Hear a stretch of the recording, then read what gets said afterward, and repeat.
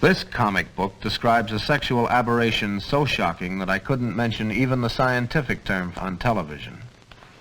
I think there ought to be a law against them. Tonight I'm going to show you why.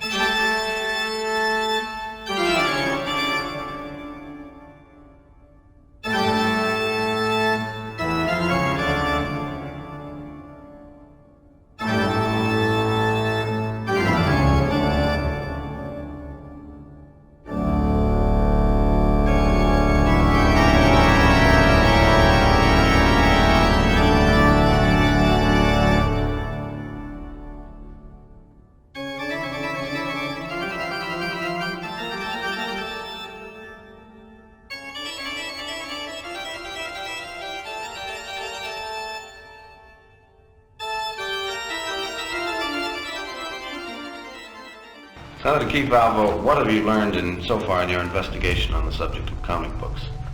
All of our testimony from psychiatrists and children themselves show that it's very upsetting, that it has a bad moral effect, and that it is directly responsible for a substantial amount of juvenile delinquency and child crime. I mentioned before that the final responsibility for the control of crime and horror comics rests with you. A few cities have already done something about them, not too many, but a few. Legislation against unfit comic books is possible. Legislation that won't interfere with the rights of a free press. Contact your city officials. Let them know how you feel about the crime and horror comics.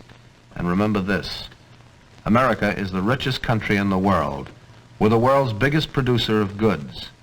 But our most important commodity, the one commodity we can't put a price tag on, is our children.